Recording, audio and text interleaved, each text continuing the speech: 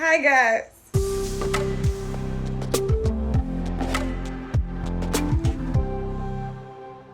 Hello beautiful people and welcome back to my YouTube channel.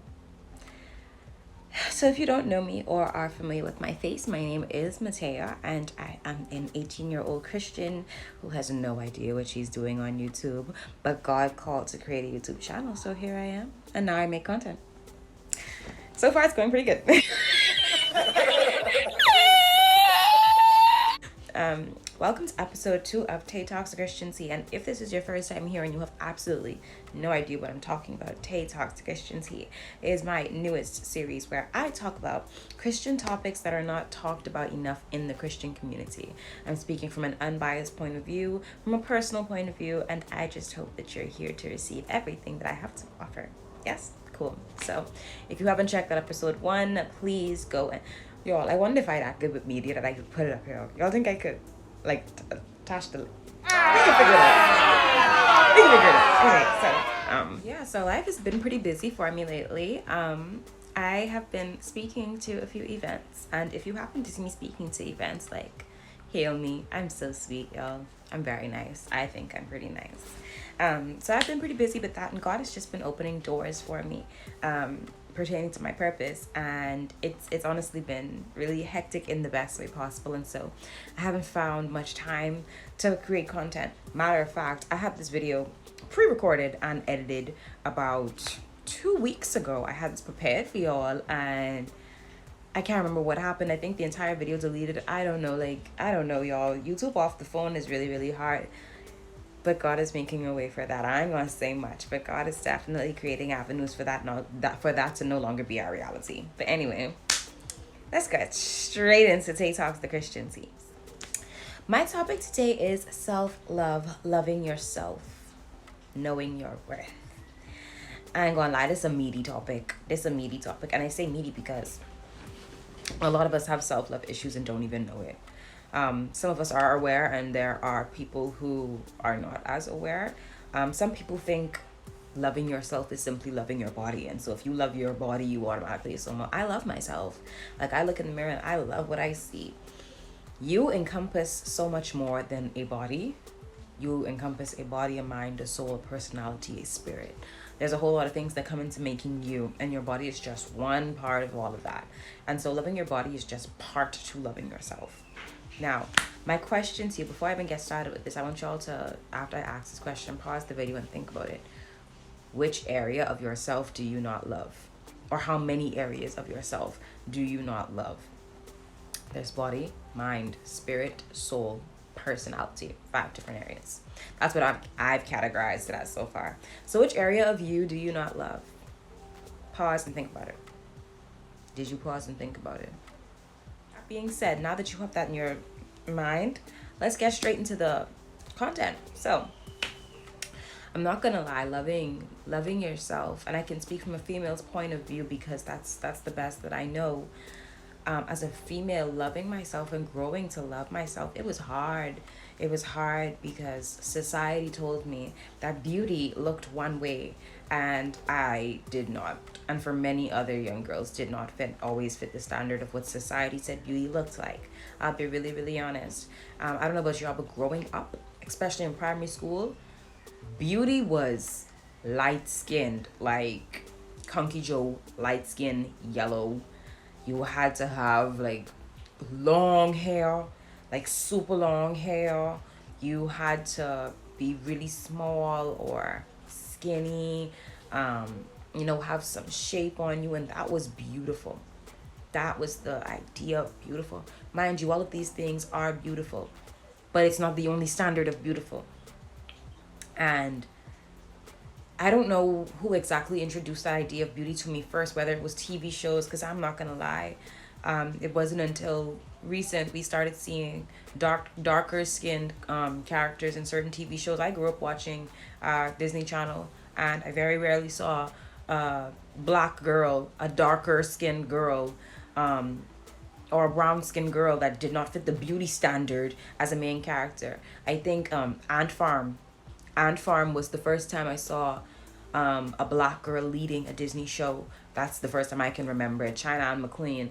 And I didn't find out until years later that Zendaya was black, because on Shake It Up I did not know she was black. She looked white to me. I mean, obviously now I can tell, but as a child, she looked like a white person. I didn't know Zendaya was black until years down the line, when I started seeing her in other shows, and suddenly her hair got curly, like it was, like I was used to seeing it very flat ironed. And I remember watching an interview. She talked about how Disney actually fried her hair at one point because her hair was so straight and flat ironed so frequently. And so it even goes back to things like that, the beauty standard. Sometimes the beauty standard was straight, bone straight hair, a regular black girl's hair, whether it be 3A or 4C or 2B. It just wasn't, well, I don't know if 2B's, anyway, it just was not the standard of beauty. And prime example, Disney Channel. And so growing up and seeing all these different shows and being told all of these different things, and then in school I would watch the darker skinned girls get bullied. I would watch the girls with the shorter hair get bullied, and it's always like, and as Bahamians we love to say nappy head, so it was always like, get your nappy head, get your black self. It was always that. And so I grew up thinking like, this must not be beauty, this must not be what people want to see. This, something has to be wrong with this because of the way other people acted towards people who had these kind of features. And I found it ridiculous, because it was like, who created this standard? Who said that lighter skin is superior to darker skin, and longer hair is superior to shorter hair, and bigger chests are superior to smaller chests? And like, who created that? And so I think a lot of you can relate to me with this. I think a lot of our experiences are the same here. Like, let me know in the comments if y'all had that same experience. That's how I grew to know what beauty was. I saw how people opposed those who didn't look like that. And then I remember, like, y'all ever had that experience in junior high school where a new girl would come, and just because she was fair skinned, it was like every boy liked her because she was fair skinned? Now, there's nothing wrong with having a preference, but it's like, if you had fair skin, you was praised, and if you had dark skin, you were scolded. It was like crazy. Or if you had dark skin, you had to have super long to your butt hair. It was like ridiculous. It was ridiculous. And in primary school and junior school, I was the same complexion, except I had shifting clouds. I still do, but it was a lot worse. And so I was patchy. My skin was really patchy, and I had permed hair. I'll find a picture for you, and I can put it right out. I had permed hair and patchy skin, and it was hard for me to fit into the category of what I thought beauty was, because I wanted to be liked. I wanted to be received as what is considered beautiful. And during all of this and getting caught up with all of this at such a young age, I never took time to look into the mirror and see if I thought that was beautiful. My idea of me being beautiful relied solely on what others thought, because I looked at the way that these men or boys or some even girls would bully each other and just act towards those who didn't fit the standard at that time, the societal standard. And it was like, I don't want to be in that position. And so I just formulated everything I did around this standard. I had my hair perm for the longest time, did not want natural hair, and the perm hair did not even look good. I would sit, and it's so sad to like talk about and think about it now, but I would sit at home, and I don't know if any of y'all could relate to me, but I would sit on my laptop, on my computer, on my phone, whatever device I had, and I would search like workout videos for a bigger butt, workout videos for bigger boobs. Like, it was so ridiculous. I wanted to fit that standard, and I feel like a lot of other young ladies can relate to me when I say I really wanted to fit the standard, because that was what I was told beauty was by many different sources. And it wasn't until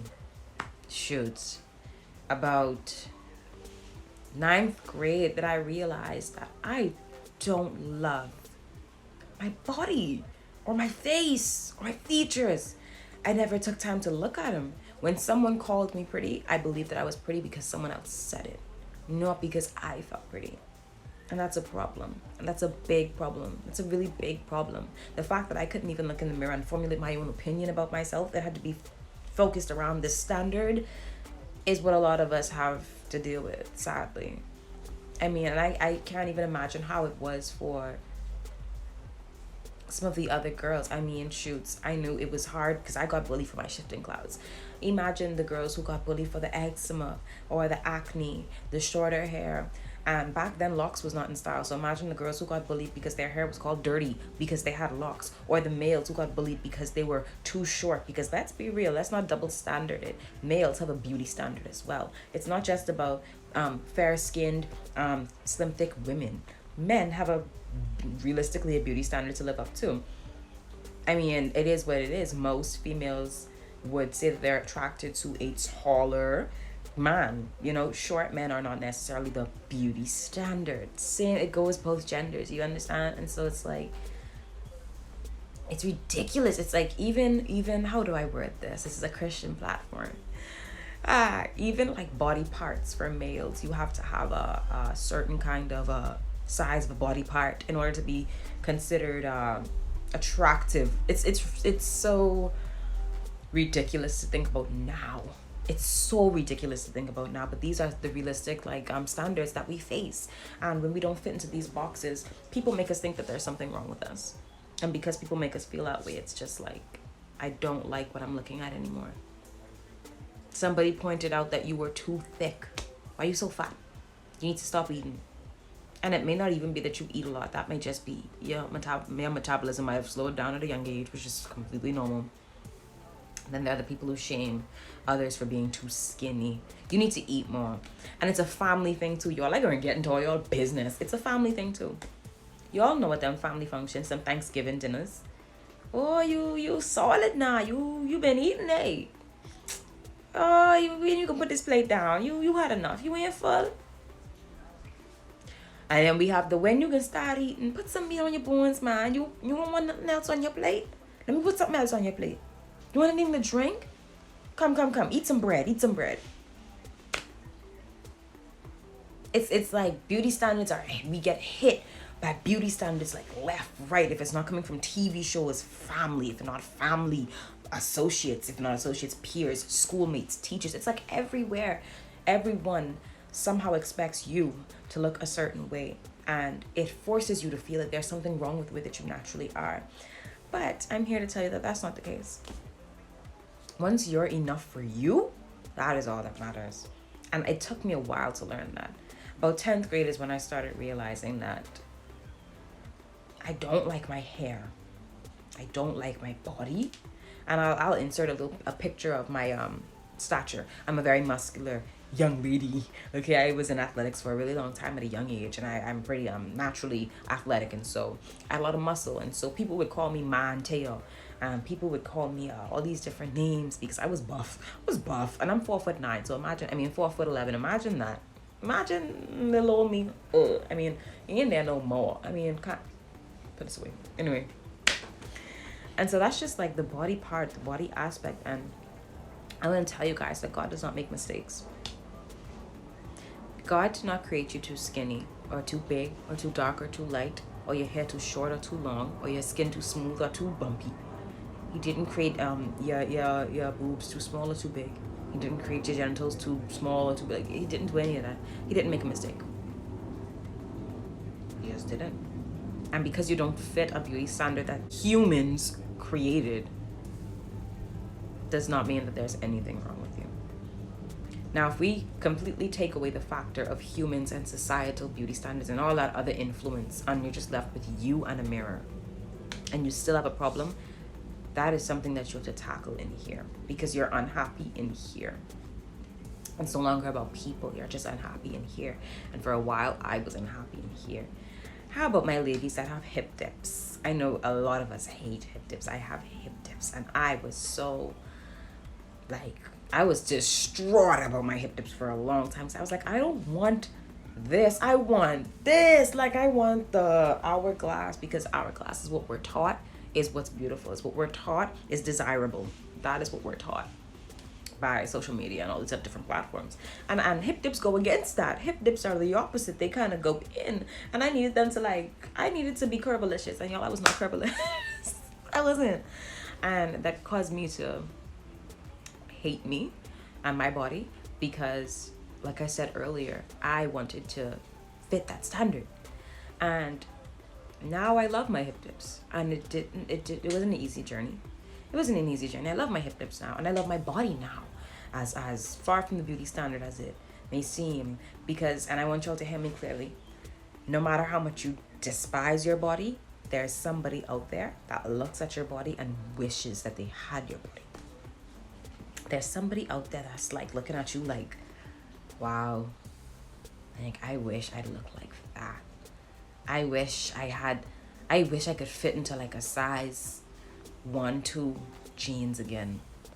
Or I wish I had the thighs to pull off that pants and look good with that pants. Like I wish. And so appreciate your body, because it's beautiful from every single aspect. It's an awesome body, like really and truly, you know? I gotta start reading message. I gotta put my phone on do not disturb when I record. Anyway. And so that's just the body aspect. Let's talk about in here something a bit more personal about loving yourself. I'm gonna get into I'm gonna get in your business with this video. So I'm gonna give you guys an example. When I was in primary school, I was always well spoken. And so I spoke with grammatical English, correct English from a little girl. It's something that I was taught. It's something that, you know, I picked up at a really young age, and I wasn't forced to speak that way, but that's just how I learned to speak, and I've been speaking that way ever since. When people see me, they're like, you speak so proper. And I'm like, I'm just talking. And so I've been that way from a young age. And so I would get picked on because of it. People would be like, why are you trying to act American? Why are you trying to talk like an American? Which I can't understand, because why do Bahamians think that proper English equals American? Why can't Bahamians speak proper? What's up with that? I've never lived in America a day in my life. Matter of fact, I haven't been to the US in about 3 or 4 years. I go every 3 or 4 years. Like, I don't, you know? And so I get picked on for that. And other little minor things I would get picked on for, like my size. Like I said, I was always really tiny. And so because I would get picked on so much, I developed anger in here. And that anger turned into some deep aggression. And those who remember me from primary school, I'm so sorry. I was a little terror because I was angry, and it was a no play angry. I was mad. Like, I was mad. It was like, and when I'm mad, I scream, and I would scream to the top of my lungs, and I would belittle you, because I was so unhappy with the way that people treated me that I started to dislike who Matejah naturally was, who Matejah was when nobody else was around, because that's the parts of me that people would tear down, and it would hurt the most. And so I developed this nasty anger. It took with me to junior school. Now, those who remember me from junior school, I'm also extremely sorry because I fought a lot. Physical fights. I fought in grade 6 over a game of checkers because I thought my opponent was cheating. I fought in grade 7 because someone told me to shut up. I fought in grade 8. That was a more complicated situation. I was actually being bullied. And I fought in grade 9 because someone asked me, and I quote, "Why are you always up in my business?" So if you guys are finding the pattern here, I would get so aggressive to the point where I had to get physical because I felt small. I hated when people made me feel small. To this day, I hate, because I'm naturally small in size, and people would tear me down because of those kinds of things. And so it became a trigger, and I started to become angry on the inside. I no longer liked me in here because it was so far from who I really was. Anger and aggression was so far from the kind of person that I actually am. Those who know me now know that I'm so full of love, and those who knew me back then on a personal level know I was so full of love and joy and laughter. And then when people would see me fight, it was like, who is that? Like, who is she now? Like, it's like I turned into this different person that I did not like. I did not like her. Sorry, I didn't like her. And it was frustrating. It was frustrating. And so I had to do some in here digging. And over the years, God delivered me from that anger. And I was able to love who I am naturally and appreciate who Matejah is naturally. And whoever had an issue with whoever Matejah was naturally, I didn't have to get angry anymore because I was content with her. I was okay with the fact that I spoke proper English. I was okay with the fact that I am 4'11" and I weigh 100 and 11 pounds. I was okay. I was okay with the fact that I was always the underdog. I became okay with the fact that, I'm outspoken and I'm talented, and the things that people envied me for, I became okay with because I knew that that is who God created me to be.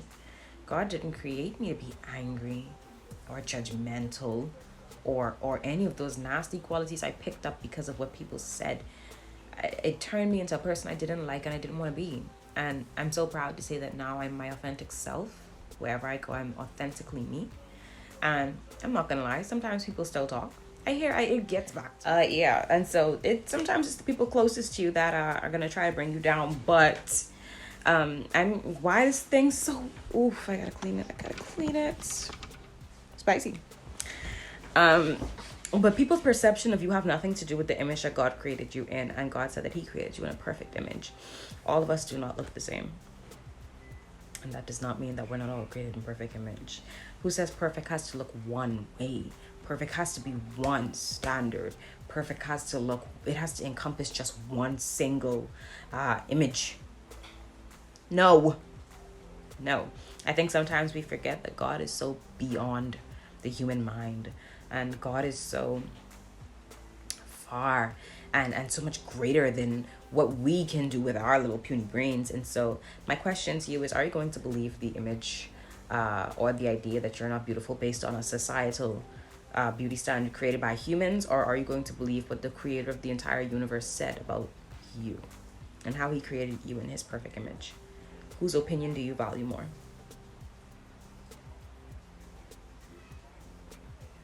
Serious question. Because if you're still struggling with your self-love based on your personality or your looks or whatever the case may be that makes you based on what another human is saying about you, that's a problem. It's a big problem. I want to say that God did not make any mistakes when He created you. He didn't add too much salt. He didn't oversalt you. He didn't overbake you. He didn't underbake you. He very much took you at the right time. Put all the right amount of ingredients in, measured everything perfectly, and packaged you ready to go. Like, humans can be so cruel sometimes, but the good thing about it is that our validation don't come from humans. Our validation never came from humans. We're a very limited species. And so I want to leave you guys on that note with my portion of Tay Talks Christianity. I hope that helps somebody. I hope that shed light to somebody. I hope that changed the trajectory of someone's way of thinking when it came to their body, their mind, themselves, and how they love themselves differently. You also my big sister on a fat head in the background, right? Anyway, I hope that changed the trajectory of someone's day. Like, I really hope that it did, because I really hope that it did. Because we have too much young ladies and young men out there thinking that there's something wrong with them because they don't fit a mold. Or because they have some trauma that they haven't dealt with that's turned them into another person. That's changed their characteristics. That's made some parts of them a little darker and colder than they used to be. I'm here to tell you that you are uniquely and beautifully made. And those parts of you that were never intended to be there by God, that developed because of trauma or hurt or pain or heartbreak, can be restored and can be renewed through the Father, literally. If you have a relationship with God, one thing that I want you to start practicing is, and you're struggling with self-love or self-worth issues, I want you to practice asking the Lord to allow you to see yourself the way that He sees you. Because one day I was looking in the mirror and I was so unhappy with what I saw. I said, God, how did you see this as perfect? How did you create this and thought, chef's kiss, this is it? Like, I was so confused. And so I prayed. I said, God, help me to see what you see, because I don't see it. It's not making sense for me. It's not, the math ain't mathing. Like, I don't understand. And when I stopped doing that, y'all,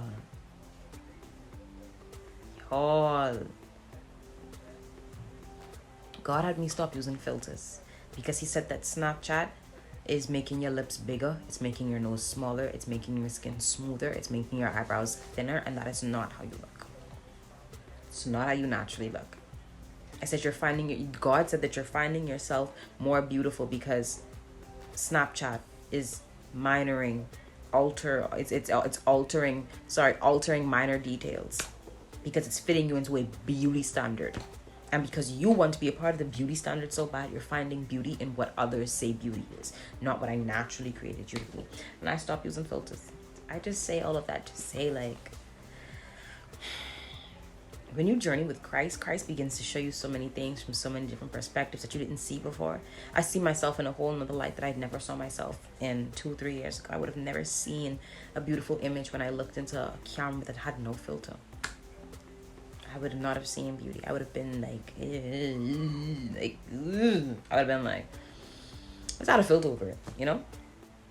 And so I'm being so raw with y'all today. I'm being so like, I'm just pouring, like, literally I'm just giving you all what God is giving me to give to you guys. I also want you guys to practice loving yourself so much that you pour back into yourself. I'll say it again. Love yourself so much that you pour back into yourself. You cannot love others and you don't love yourself. It's just not gonna work. Because you cannot be a good daughter, a good wife, a good husband, a good son, a good best friend, a good cousin, a good whoever to whoever, if you ain't pouring into you. Write a love letter to yourself. Appreciate yourself and who you are and who God created you to be, to the point where you can sit down, get a pen and a paper and say, dear me, I love the way you smile. I love your smile. And you might not even love your smile, but say it, because there's power in the tongue. I love your smile. I love the way that your eyebrows look today. I love your soul. I love who you are when no one else is around. I love all of the things that make you uniquely you, because there will never be, there never was, and there will never ever again be another you. There will never be. Appreciate everything that makes you you. Write it down in a letter. Go and buy the purse that you've been eyeing for a while. Go and size up on your meal if you want to size up on your meal. That's you loving you. That's you appreciating you. I'm so serious. Like spoil yourself. You have to go take yourself to the spa. Don't depend on people to spoil yourself. Show yourself everything that you put into other people. Show it back to yourself. Because as much love, and I know I'm one of those people that give out a lot of love and don't give me the same. You gotta give you what you pouring back out, because eventually you ain't gonna have nothing left to pour. And suddenly you're no longer the daughter you want to be, the mother you want to be, the son you used to be, the best friend that you once were. You have to give to you, baby. Like, you have to show God, like, God, I appreciate what you gave me.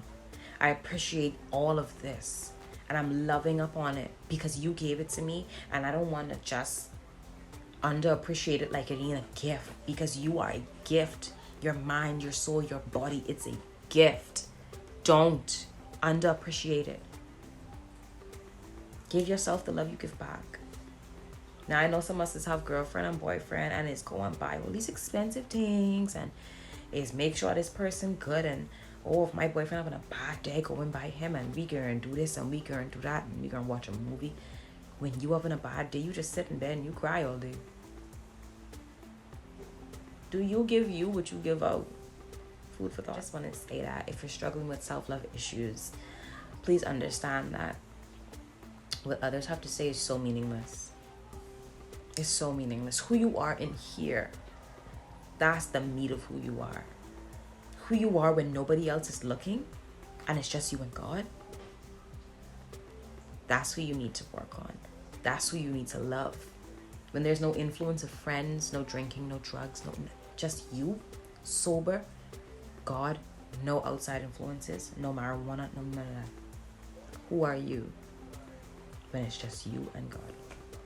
I want y'all to think on that, and I want to leave you guys on that. And so I hope this video was beneficial to you, and if it was, please send it to your friend, send it to your group chat, send it to your mama, send it to your pet. I don't know, your dog might like me, like send it to somebody that you would think could benefit from this video, someone that you know is struggling with self-love and could use some motivational words, could use some advice, could use some input, could use a change in perspective, a shift in point of view. Send it to someone that you love. Because if it's touched your heart, you don't know who else's heart it can touch. also like support me or whatever, you know. And so I just want to leave you guys on that, and I hope that you beautiful people have a beautiful productive rest of the week. Don't sit down and be lazy like me. That's why this video is 2 weeks late. All right. If you're not subscribed, please subscribe. Hit the subscribe button now. Like now. Right now. Hit the subscribe button. Have a beautiful day, beautiful people. I love y'all. Okay, go on.